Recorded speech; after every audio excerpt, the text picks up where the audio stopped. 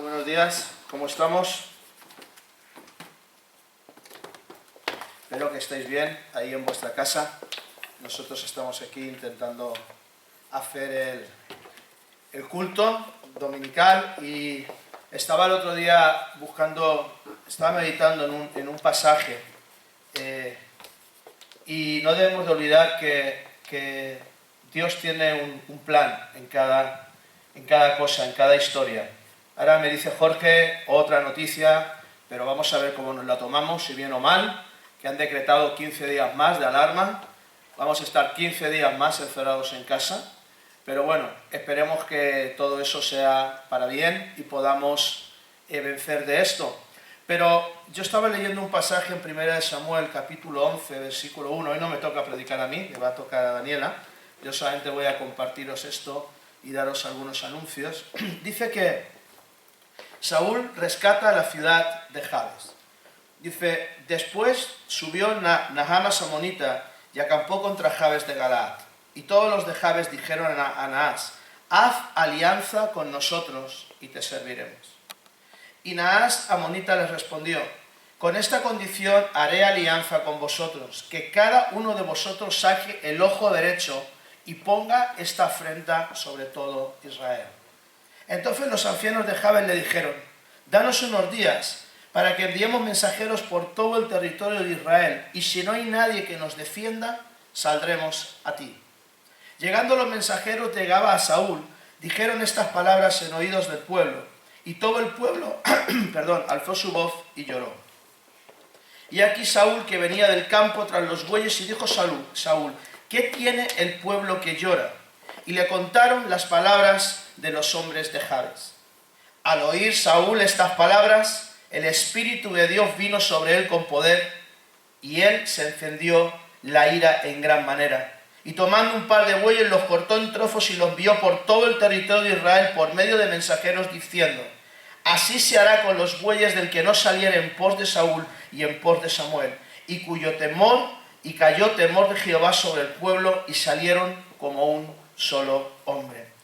No podemos negar que estamos viviendo una situación complicada, pero a mí lo que más me entristece de toda esta situación es que palpo un pesimismo brutal dentro de la iglesia, y no hablo de esta iglesia, estoy hablando de la iglesia a nivel general. O sea, estoy viendo como que la iglesia se está acobardando, se está asustando, se está volviendo paranoica, está perdiendo el enfoque de donde tiene que estar. El otro día Loisa nos hablaba sobre sofonías, una palabra brutal de lo que Dios estaba haciendo como castigo del pecado en aquellos tiempos, pero había algo importante y hay algo que no debemos de perder de vista. Mirad, la situación se puede poner peor o mejor, no importa, lo que importa es que Dios está en la ciudad, lo que importa es que Dios está en la casa, lo que importa es que Dios está en medio de nosotros, y con esa fortaleza podemos enfrentar cualquier situación que venga. Aquí vemos, a causa del pecado de Israel, Naas toma la ciudad de Jabes. Y vemos algunas actitudes que en estos tiempos tenemos que tener cuidado. O sea, no podemos pactar con lo que dice. La primera historia que ellos hacen es, cuando suben, Jabes dijeron, haz alianza con nosotros y te serviremos. Lo primero que el pueblo trata de hacer es hacer alianza con aquel que está a punto de destruirlo. Nosotros no podemos hacer alianza con el pecado. Y sabes que el desánimo es un pecado. El desánimo, la murmuración, el temor, son cosas que nos alejan de Dios. No podemos pactar con estas cosas. Evidentemente, cuando tú pactas, quien pone las condiciones es la persona con la que estás pactando. Y aquí nada dice, no hay ningún problema, ¿ok? ¿Queréis pactar conmigo? Sacaros el ojo derecho. Quedaros todos tuertos. Ese es el precio que muchas veces pagamos cuando empezamos a comprometer nuestros principios, nuestras cosas. El segundo punto que podemos ver dice, claro, cuando les dice esto, ellos dudan, dice, cuidado, estamos pagando un alto precio. Estamos pagando algo que no deberíamos de pagar. Entonces dice que los ancianos dijeron, danos 7 días para que enviemos mensajeros por todo el territorio de Israel, y si no hay quien nos defienda, entonces pactaremos contigo. Dudan y buscan, tienen miedo, pero hay un tercer punto, dice, y he aquí Saúl que venía del campo tras los bueyes, dice, ¿qué tiene el pueblo que llora? Ellos lloraron. Pero lo que me llama la atención es que primero trataron de pactar, después dudaron cuando vieron el precio, después lloraron y acabaron haciendo lo que tenían que hacer, que era consultar. En el capítulo 4, en el versículo 6 dice, el Espíritu de Dios vino sobre él y se encendió la ira en gran manera. Y me llama la atención lo que dice en el versículo 7, y tomando un par de bueyos los cortó en trozos y los envió por todo el territorio por medio de mensajeros diciendo, así hará con los bueyes del que no saliera en pos de Saúl y en pos de Samuel. Y cayó el temor de Jehová sobre el pueblo y salieron como un solo hombre. ¿Sabes? Esto habla de unidad. Cuando nosotros nos unimos frente a las situaciones, cuando nosotros nos unimos frente a la sociedad, cuando nos unimos frente al mundo, cuando nos unimos frente a la pandemia, como cuando iglesia decretamos días de ayuno, no hablo solo de esta iglesia, debería ser, y de hecho me alegro porque esto sí se está empezando a mover, decretamos ayunos, decretamos oraciones, cuando verdaderamente la iglesia toma su lugar, la pandemia, el pecado empieza a retroceder. Y me llama la atención porque ¿cuál vas a ser tú? ¿El que trata de pactar? ¿El que duda y busca? ¿El que llora o el que se levanta? ¿De cuál vas a ser tú? ¿Cuál postura vamos a tomar tú y yo? ¿Vamos a dudar? ¿Vamos a tratar de pactar con esto? ¿Vamos a llorar? ¿O vamos a buscar a Dios y nos vamos a levantar en el poder del Espíritu Santo? Esto es algo que tenemos que tener claro, porque sabes que algo que yo estoy entendiendo estos días de una manera fuerte es que tenemos que movernos por principios, no por sentimientos. Tenemos que movernos por principios, no por emociones. Tenemos que movernos por principios, no por las cosas que oigamos o que veamos. Que no digo que no sean importantes, claro que hay que estar informado, pero ten cuidado, no sea que te informes tanto que al final te desanimes y al final tires la toalla y te creas que te vas a morir porque todo el mundo se está infectando. Ten cuidado, no sea que caigas en una paranoia que te obligue y que te olvide de quitar tus ojos de Dios. Porque sabes que puedes enfermar o no, eso solamente Dios lo sabe, pero si enfermamos o si enfermo de coronavirus, lo podré enfermar, pero Dios estará conmigo y eso es lo que cuenta. Que mi Dios es más grande que un virus. Y ¿sabes qué? Podrán cerrar las cosas, pero la palabra de Dios no está presa. Y es algo que como iglesia, y me gustaría que vida cristiana adoptáramos este espíritu. Vamos a orar, vamos a buscar a Dios, vamos a convocar ayunos. A lo largo de la semana vais a recibir de esto. Vamos a doblar nuestras rodillas, vamos a pedirle a Dios que nos muestre. Y vamos a levantarnos como un pueblo unido en contra de todo esto. Porque solamente así vamos a poder sobrevivir. Así que quería dejaros solamente estas palabras de reflexión. Recordad, los miércoles seguimos teniendo las reuniones de oración a las 8 de la tarde. La semana pasada estuvo bastante bien, os animo a que sigamos. Viernes tenemos nuestras reuniones aquí. Domingo también, si Dios permite, la semana que viene estaré predicando yo un pasaje sobre... Bueno, ya te diré sobre qué, así te conectas. Muy interesante que Dios me está hablando estos días. Y ahora sí dejo el lugar a Daniela porque ella es la que va a predicar en esta mañana.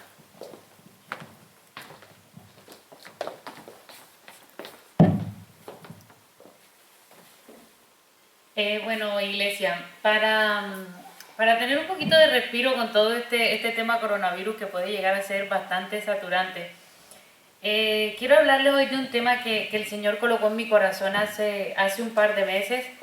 Va a ser una predicación que hable a personas maduras, a personas que lleven mucho tiempo en la fe o que así lleves poco tiempo, tienes una relación activa con Dios en tu casa. Entonces, la predicación se llama ¿Qué te distrae? Y les cuento, desde hace algún tiempo yo estaba sintiendo mi vida espiritual como en stand-by. O sea, yo me sentía como estancada. Me explico, yo servía activamente en la iglesia, yo seguía cantando en la alabanza, no me había ido al mundo, seguía haciendo las mismas cosas, pero a nivel personal y académico estaba atravesando por un momento tan difícil que poco a poco yo fui como perdiendo la pasión en mi relación con Dios, fui como descuidando mi tiempo y empezaron a venir viejos hábitos que yo pensé que estaban superados, empezaron a a venir situaciones que yo decía, Dios mío, pero ¿qué pasa si yo todas estas cosas ya soy libre en ti, ya he pasado por todos estos pensamientos y tú me has ayudado? Pero yo había entrado en una monotonía espiritual. O sea, yo hacía las mismas cosas. Escuchaba música cristiana, oraba, el tema de la oración me empezaba a costar muchísimo porque pienso que cuando estamos en esos momentos lo que más nos cuesta es la oración. Hasta que poco a poco yo sentí que me estaba pasando como está escrito en Lucas 8, 14 a 15, donde se habla de la parábola del sembrador y nos dice: la que cayó entre espinos, estos son los que oyen, pero oyéndose, son ahogados por los afanes y las riquezas y los placeres de la vida y no llevan fruto. Mas la que cayó en buena tierra, estos son los que con corazón bueno y recto retienen la palabra oída y dan fruto con perseverancia. En síntesis, yo me sentía como esa semilla ahogada entre un montón de situaciones. Y en medio de todo esto yo empecé a tener un tiempo de oración con mi mamá todas las mañanas. Recomendación: siempre tengamos un compañero o compañera de oración. Es lo que va a hacer que nos levantemos, una persona que espiritualmente sea más madura que nosotros y que cuando tengamos una necesidad nos pueda levantar. Y en uno de esos momentos Dios habló fuerte en mi corazón a través de un pasaje que es muy conocido. No vamos a estar predicando sobre él, pero quiero que me acompañen a leerlo. Está en Apocalipsis 2, versículos 1 al 5. Y así dice su palabra: escribe al ángel de la iglesia en Éfeso, el que tiene las 7 estrellas en su diestra, el que anda en medio de los 7 candeleros de oro, dice esto: yo conozco tus obras y tu arduo trabajo y paciencia, y que no puedes soportar a los malos, y has probado a los que se dicen ser apóstoles y no lo son, y los has hallado mentirosos, y has sufrido y has tenido paciencia y has trabajado arduamente por amor de mi nombre, y no has desmayado. Pero tengo contra ti que has dejado tu primer amor. Recuerda, por tanto, de dónde has caído, y arrepiéntete y haz las primeras obras. Pues si no, vendré pronto a ti y quitaré tu candelero de su lugar si no te hubieres arrepentido. La mayoría de las veces este pasaje es utilizado para hablar del tema del primer amor. Pero esa noche que yo estaba orando en mi habitación, la palabra que vino a mi mente es la que está escrita en el versículo 5, que dice: haz las primeras obras. Cuando yo leí eso, inmediatamente a mi mente vino como un clic, esos clics que tenemos cuando estamos en momentos así que sentimos como Dios me está hablando de una manera directa. Y la pregunta que se vino a mi mente es: ¿de qué me olvidé, Dios? O sea, ¿cómo llegué yo aquí? ¿Cómo llegué a este punto? Y yo creo que cuando la palabra habla de esas primeras obras, se refiere a todas esas cosas que nosotros hacíamos por y para Dios, que nos hacían sentirnos cerca de Él. Y quiero que me entiendan, yo estoy hablando aquí de nuestra intimidad, no estoy hablando de lo que hacemos en la iglesia, que también son cosas para el Señor, pero estoy hablando de nuestra intimidad, que pienso que ahora que todos estamos en casa es algo que tendríamos que estar cultivando. Entonces, yo recuerdo que lo que yo hacía era tocar la guitarra, orar, adorar, y de repente Dios me habló a mi corazón y me dijo: ¿estás haciendo las primeras obras, Daniela? ¿Estás haciendo lo primero que hacías? Y yo creo que esto es algo muy personal. Yo pienso que cada quien se conecta con Dios de una manera específica. Todo cristiano tiene que orar, adorar y leer la Biblia mínimo. Pero hay personas a las que a lo mejor pasar leyendo la Biblia 5 horas los llenan más que estar tocando la guitarra 2 horas. Tenemos que hacer todo, pero cada uno sabe cuál es la mejor manera que tiene para conectarse con Dios. Entonces, hoy yo quiero que hablemos de 2 cosas principales que el Señor trajo a mi corazón, que me hicieron darme cuenta de cómo había llegado hasta ese punto. O sea, de cómo me había distraído, de cómo había dejado de hacer las primeras obras. Y la primera cosa, y punto número 1, si están anotando en sus casas, por favor, son las preocupaciones diarias. Entonces, yo aquí englobo todo lo que tiene que ver con el trabajo, un sueño, ya sea un sueño a nivel secular o sea un sueño a nivel espiritual. Quieres tener el super ministerio de alabanza, quieres tener la super iglesia, quieres cualquier cosa, un anhelo personal, cualquier cosa en la que tú inviertas tu tiempo y tus pensamientos. Porque muchas veces somos personas que invertimos nuestro tiempo en unas cosas, pero nuestra mente está dando vueltas y volando a 50,000 cosas más. Entonces, esas preocupaciones diarias, hoy vamos a estar viendo pasajes muy conocidos. Hay un pasaje muy conocido en Lucas 10, 38 a 42, que habla acerca de, imagínense de quién voy a hablar. Ella en su casa imagino que dice: Marta y María, sí, Marta y María. Entonces, dice el versículo 38 de Lucas 10. Aconteció que yendo de camino, entró en una aldea y una mujer llamada Marta le recibió en su casa. Esta tenía una hermana que se llamaba María, la cual, sentándose a los pies de Jesús, oía su palabra. Pero Marta se preocupaba con muchos quehaceres y acercándose, dijo: Señor, ¿no te da cuidado que mi hermana me deje servir sola? Dile pues que me ayude. Respondiendo Jesús le dijo a Marta: Marta, Marta, afanada y turbada estás con muchas cosas, pero solo una cosa es necesaria y María ha escogido la buena parte, la cual no le será quitada. La palabra preocupación que aparece en este pasaje en el original significa arrastrar todo alrededor, es decir, distraerse.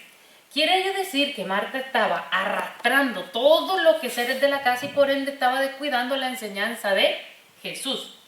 Hay dos cosas que quiero aclarar porque parece que cada vez que nombramos este pasaje es como si Marta hubiese metido la pata hasta el fondo y María hubiese sido la super santa. Pero si nosotros nos damos cuenta, en el versículo 38 dice que una mujer llamada Marta recibió a Jesús en su casa. Ese pronombre su indica que la encargada de la casa era Marta, que ella era la responsable de dirigir el servicio dentro del hogar. A lo mejor Lázaro era quien proveía, no lo sabemos, pero la palabra dice que la casa era de Marta, como si uno va a la casa de Juan, o no es la casa de Juan, o es la casa de Ana. Entonces, esta era la casa de Marta, quien decide lo que se hacía era Marta. Así que en palabras sencillas, Marta estaba haciendo lo que tenía que hacer. Es decir, ella tenía que estar haciendo las cosas para que todos los invitados se sintieran cómodos. Era su deber. Tal era la convicción que sentía Marta de que ella estaba haciendo lo que tenía que hacer, que se atreve a interrumpir a Jesús cuando está hablando y le dice: ¿no te da cuidado que no me ayudan? Señor, ¿no te das cuenta de lo desesperada que estoy por atenderte a ti, por hacer que todos estén bien, por cumplir con aquello que tú me has dicho que cumplamos? Y lo que yo veo aquí es una Marta que está agobiada, presionada, cargada, que va a donde el maestro para intentar aliviar su carga. Y cuando eso pasa, nosotros vemos que Jesús en el versículo 41 le dice: Marta, Marta, afanada estás con muchas cosas, pero solo una es necesaria. Entonces, ese Marta, Marta, yo cuando lo leo, yo veo como esa palabra cuando mi mamá me corregía a mí, me decía: hija, hija, Daniela, Daniela, mira lo que estás haciendo, para. Y lo que le pasó a Marta es lo que muchas veces nos pasa a nosotros. Somos personas responsables, guardamos nuestro testimonio, nos ocupamos de las cosas que nos han sido asignadas, pero cometemos el error de robarle el tiempo a Dios. A lo mejor ese día Marta hubiese podido parar un momento la rutina de la casa. ¿Qué más daba que comieran tarde? Si estaba Jesús al frente, ¿sabes? Y pasar tiempo con Jesús, escoger la mejor parte. Cuando yo entendí esto, me di cuenta que toda la presión que estaba sintiendo a nivel académico había hecho que yo cambiara mis prioridades. Y llegué a los pies de Jesús como Marta, totalmente desesperada. Así que hoy yo la invitación que les hago es a que nos centremos en hacer lo que tenemos que hacer, pero tomando el ejemplo de Pablo en Filipenses 3:8, cuando dice: y ciertamente aún estimo todas las cosas como pérdida por la excelencia del conocimiento de Cristo Jesús, mi Señor, por amor del cual lo he perdido todo y lo tengo por basura para ganar a Cristo. Nuestra meta debe ser la de conocer a Cristo a pesar de todas las situaciones con las que tenemos que lidiar día a día. Y yo en este tema quiero detenerme un poco porque parece que nosotros, cuando nos preguntan de cómo es nuestra vida, parece que nuestra rutina es la más difícil del mundo. O sea, mi carga es la mayor. Ojalá yo fuese como aquel que la mamá le cocina. Ojalá yo fuese como aquel que tiene todo hecho. Y no nos damos cuenta que para cada uno de nosotros nuestra responsabilidad es una carga en sí. Un ejemplo claro de esto lo vemos en Daniel 6, del 1 al 3. Dice su palabra. Daniel 6, del 1 al 3. Espero que ahí me estén siguiendo en sus casas con la Biblia de papel. Y dice: pareció bien a Darío constituir sobre el reino 120 sátrapas que gobernasen en todo el reino, y sobre ellos 3 gobernadores, de los cuales Daniel era uno, a quienes estos sátrapas diesen cuenta, para que el rey no fuese perjudicado. Pero Daniel mismo era superior a estos sátrapas y gobernadores, porque había en él un espíritu superior, y el rey pensó en ponerlo sobre todo el reino. Este pasaje nos relata, todo el capítulo no lo vamos a leer, pero nos relata cómo por envidia muchos de los gobernadores intentaron tenderle una trampa a Daniel para que fuese echado al foso de los leones. En el versículo 7 se nos dice: todos los gobernadores del reino, magistrados, sátrapas, príncipes y capitanes, han acordado por consejo que promulgues un edicto real y lo confirmes, que cualquiera que en el espacio de 30 días demande petición a cualquier dios u hombre fuera de ti, oh rey, sea echado en el foso de los leones. Si seguimos leyendo en el versículo 10, la palabra continúa diciendo: cuando Daniel supo que el edicto había sido firmado, entró en su casa y, abiertas las ventanas de su cámara que daban hacia Jerusalén, se arrodillaba 3 veces al día y oraba y daba gracias delante de su Dios como lo solía hacer antes. ¿Sabes, iglesia? Nosotros no nos alcanzamos a imaginar la responsabilidad que tenía Daniel. Era el segundo casi después del rey, y Babilonia era un imperio supremamente grande. Pero aún así, la palabra nos dice que Daniel no dejó de orar 3 veces al día como lo solía hacer antes. Es decir, Daniel tenía unas responsabilidades gigantes a su cargo, pero no descuidaba su vida de oración.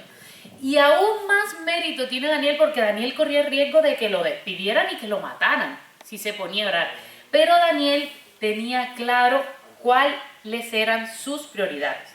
Estaba prestando un excelente servicio a Babilonia, pero sabía que el tiempo que le correspondía a Dios era el tiempo que le correspondía a Dios. Así que quiero que nos quede claro hoy que cuando todo esto pase, e incluso ahora que estamos en nuestras casas y a lo mejor tenemos una rutina ya hecha porque somos seres de rutinas, seamos capaces de ver que nuestro tiempo con Dios y nuestra intimidad con Él debe ser nuestra mayor prioridad. Que las preocupaciones diarias no nos hagan dejar de hacer esas primeras obras que hacíamos para estar cerca de Dios. Ahora, la segunda cosa que suele distraernos es la familia.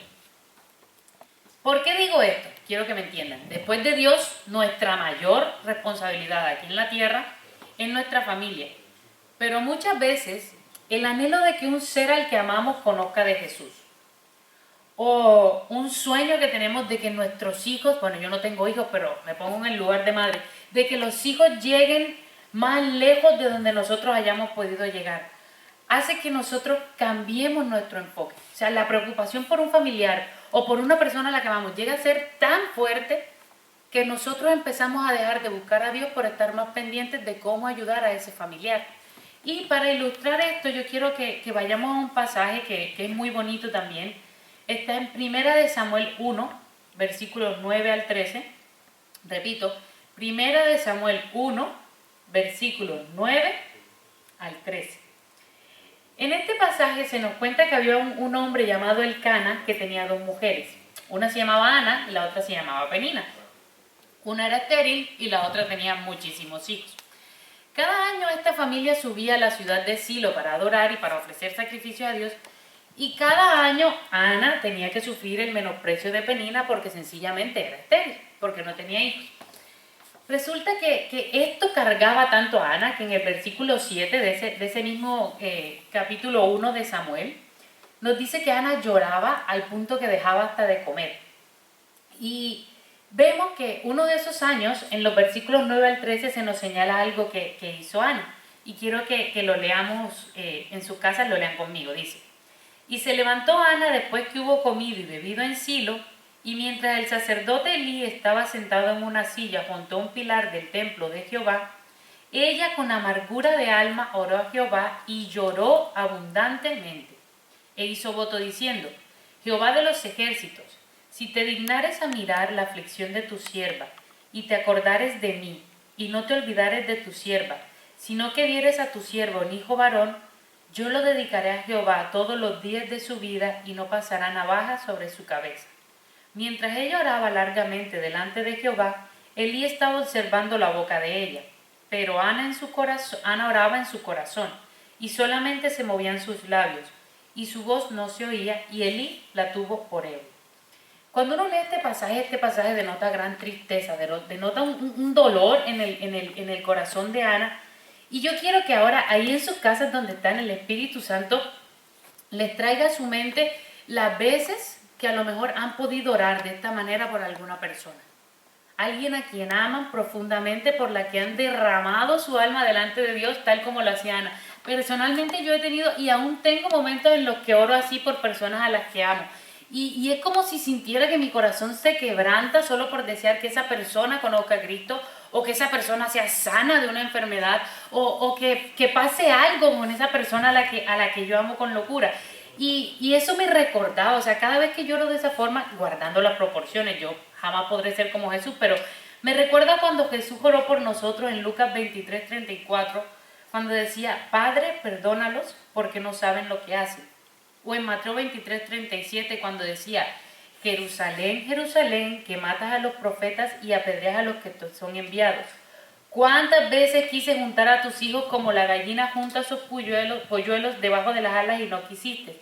Es decir, son oraciones específicas que nosotros tenemos en que sentimos un dolor al orar por las personas a las que amamos, un dolor que carga. Porque Ana estaba cargadísima. Cuando yo he orado de esa forma, he estado cargada. Cuando he orado por la sanidad de alguien a quien amo y esa sanidad no se da, es como un peso que se queda en mi corazón. Y vamos a seguir leyendo el pasaje de Samuel, porque creo que vamos a aprender cosas importantes aquí. En Samuel 1, 17 al 20, en el mismo capítulo, Elí empezó a hablar con Ana. Ana le dijo: Elí, yo no estoy borracha, yo sencillamente estoy llorando. Y Elí le respondió: ve en paz, y el Dios de Israel te otorgue la petición que le has hecho. Y ella dijo: haya tu sierva gracia delante de tus ojos. Y se fue la mujer por su camino y comió, y no estuvo más triste. Y levantándose de mañana, adoraron delante de Jehová, y volvieron y fueron a su casa en Ramá. Y Elcana se llevó a Ana, su mujer, y Jehová se acordó de ella. Aconteció que al cumplirse el tiempo, después de haber concebido, Ana dio a luz un hijo y le puso por nombre Samuel, diciendo: por cuanto lo pedía Jehová. Hay algo que llama la atención en este pasaje, y es que en el versículo 18 se dice que Ana terminó de hablar con el sacerdote, de colocar la situación en manos de Dios, y dice que se fue por su camino, comió y no estuvo más triste. Esto tocó mi corazón porque cuando Ana decidió no estar más triste, no sabía si iba a tener una respuesta positiva de parte de Dios. ¿Me explico? Ana sencillamente habló con Elí. Elí le dijo: haya tu sierva gracia delante de tus ojos, que Dios te conceda lo que te pediste. Pero Ana no tuvo un encuentro con un ángel como lo pudo tener María, que le dijo: concebirás y darás a luz un hijo y le pondrás por nombre Jesús. Ni tampoco como lo pudo tener Abraham, que le dijo: tu esposa Sara concebirá y tendrá. O sea, María y Abraham tenían la convicción de que iban a tener la respuesta que estaban esperando. Pero Ana sencillamente tuvo un encuentro con el sacerdote Elí, que le dijo: que Dios te conceda, como si ahora yo hablo con Juanjo, le pongo una petición y me dice: Dani, estoy orando por ti, que el Señor te responda a lo que tú has pedido. Yo no sé si esa petición se va a cumplir, pero la palabra dice, luego de esto, que Ana decidió no estar más triste y comer. Y yo quiero que tengamos claro que Ana lo único que tuvo fue una oración sincera, una convicción de que Dios le respondería, confió y entregó su petición. Y todo esto, iglesia, es un llamado a la confianza en la voluntad y en la soberanía de Dios.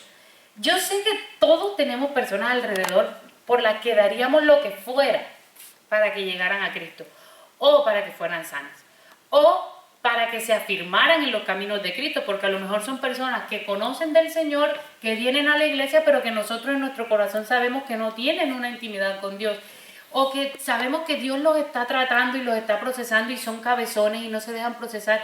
Todos tenemos personas por las que oramos así, pero yo quisiera de verdad que así como Ana tuvo esa convicción de que: Señor, yo no sé si me vas a responder como quiero, pero yo decido comer y no estar más triste. Yo he entregado mi oración delante de ti. Que nosotros podamos tener esa forma de orar, que esa preocupación no haga que dejemos de hacer las primeras obras. ¿Por qué? Porque muchas veces el orar fuertemente por algo y que eso no suceda como queremos, nos hace alejarnos de Dios. Era lo que me estaba pasando a mí. Oraba incansablemente por algo, mañana, noche, mediodía, tarde. Toda mi vida he dedicado a orar y orar por eso, hasta que me dijo, estás más centrada en orar por eso que en buscarme a mí. Y yo quiero que eso se nos quede grabado hoy. Y aún más, quiero que sigamos viendo un poco la historia de Ana y ya estamos terminando. Dice la palabra que Ana cumplió la promesa que le hizo a Dios. Finalmente Ana tuvo a su Samuel. Y siendo el niño muy pequeño, nos dice la palabra que fue llevado con el sacerdote Elí. Y todos creeríamos que dejar a Samuel con Elí era el hit de la vida. O sea, dejar a Samuel con Elí era como, el niño se va a quedar en el templo. ¿En qué mejor lugar puede estar que no sea en el templo? Pero, si nos damos cuenta, Samuel se iba a quedar al lado de los hijos de Elí, que eran unas pequeñas gapas. O sea, los hijos de Elí despreciaban la ofrenda a Dios y eso tenían formado ahí un sancocho, como se dice en mi país. Si nosotros leemos en Samuel, 1 Samuel 2, del 17 a 21, nos dice la palabra que el pecado de los jóvenes, de los hijos de Eli, era tan grande, de tal manera que ellos menospreciaban las ofrendas a Jehová. Y nos dice el 18, y el joven Samuel ministraba en la presencia de Dios, vestido de un efod de lino, y le hacía a su madre una túnica pequeña y se la traía cada año, cuando subía con su marido para ofrecer el sacrificio acostumbrado. Y Elí bendijo a Elcana y a su mujer, diciendo, Jehová te dé hijos de esta mujer en lugar del que pidió a Jehová. Y se volvieron a su casa. Y visitó Jehová a Ana, y ella concibió y dio a luz 3 hijos y 2 hijas. Y el joven Samuel crecía delante de Jehová. Y yo aquí quiero hablarle a los padres, a los líderes, a todas las personas que tienen a su cargo a alguien. Yo creo que no hay nadie en la Biblia, me atrevo a decirlo, que hubiese orado tanto por un hijo y que hubiese amado tanto a su hijo como Ana. O sea, cada uno de nosotros ama a las personas que tenemos alrededor, pero mira lo que estaba haciendo Ana. Estaba dejando su mayor tesoro en manos de un sacerdote. Y en manos de un sacerdote, pero en un lugar donde Samuel iba a estar rodeado de una mala influencia. Y sin embargo, Ana confiaba en que Dios tenía el control de todo. Ana no estaba... Yo no quiero decir que ahora tengamos que dejar nuestros hijos y lanzarlos al mundo. Vete allá a estar en el parque con los que fuman porros porque yo creo que con eso estás en control de Dios. No. Pero Ana estaba siendo capaz de desprenderse de esa petición, de ese hijo al que amaba tanto, confiando en que Dios tenía el control de todo. Y yo le pido a Dios que nos dé una fe como la de Ana, porque muchas veces somos sí, yo dejé esto en manos de Dios. Dejé esto en manos de Dios, pero a los 2 días estoy mal otra vez por lo mismo. ¿Por qué? Porque no estoy teniendo la confianza de que esa persona a la que yo amo va a estar mejor en las manos de Dios que en las mías. Ana tuvo que dejar a su hijo supremamente pequeño, recién destetado, es decir, recién dejado de amamantar. Imagínate que Samuel demoró 1 año y medio, 2. Y luego cada año lo veía una vez al año, cuando iba y le llevaba la ropa. Y sabía que estaba con él, pero también sabía que estaba con un montón de chicos que despreciaban las ofrendas a Jehová. Y aún así Ana fue capaz de decir, yo oré y yo entregué a este hijo a Dios. Y yo les pido de verdad que nosotros seamos capaces de no dejarnos distraer. No nos dejemos distraer ni siquiera por las personas a las que amamos. ¿Por qué? Porque a veces centramos tanto nuestra oración en la salvación de esas personas que descuidamos nuestro tiempo con Dios. Y no nos damos cuenta que en la medida en que nosotros nos ocupemos de sus asuntos, Él se ocupará de los nuestros. Así que no dejemos ni que las preocupaciones del día a día, ni que las preocupaciones por alguien al que amamos nos roben el tiempo que se le merece a Dios. Y lo último que hace que nosotros nos alejemos de Dios somos nosotros mismos. Es nuestro propio ego. Porque no somos capaces de amar a Dios sobre todas las cosas. En 1 de Timoteo 4:16, esto no se lo dije a Sebas, pero Pablo le está hablando a Timoteo y le dice, ten cuidado de ti mismo y de la doctrina que has aprendido. La palabra es clara cuando le dice Pablo a Timoteo, cuídate de ti mismo, porque nosotros no nos damos cuenta y somos supremamente egocéntricos. Cuando yo llegué a esa situación me di cuenta que yo estaba viendo mi vida y mis situaciones tan grandes que me había descuidado de buscar a aquel Dios que podía hacer que esas situaciones dejaran de ser tan grandes. Entonces, iglesia, un repaso. 2 cosas o 3 que nos distraen de Dios. Las preocupaciones diarias. El anhelo de que un familiar llegue a Cristo. O de que una persona a la que amamos sea procesada por Cristo. De que Dios responda a una petición como queremos. Y nosotros mismos. Ninguna de esas 3 es óbice para que descuidemos a Dios.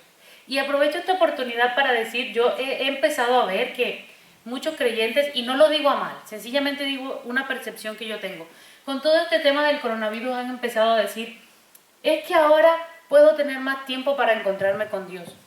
Perdóname, si necesitamos el coronavirus para encontrarnos con Dios, algo anda mal como iglesia.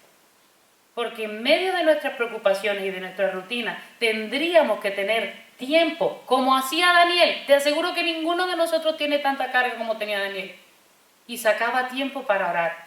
No estoy criticando a las personas que han dicho eso, ni he dicho que esté mal, está claro que todos tenemos más tiempo. Pero cuando todo esto pase, que no digamos, es que cuando tenía tiempo, perdona, el tiempo para Dios tiene que ser siempre. Siempre tenemos que tener tiempo para tener una intimidad con Dios. Y nada ni nadie nos puede puede hacer que dejemos de hacer las primeras obras. Amén. Yo quiero que, aprovechando que estoy aquí, que hace mucho tiempo no toco guitarra, ahí en su casa...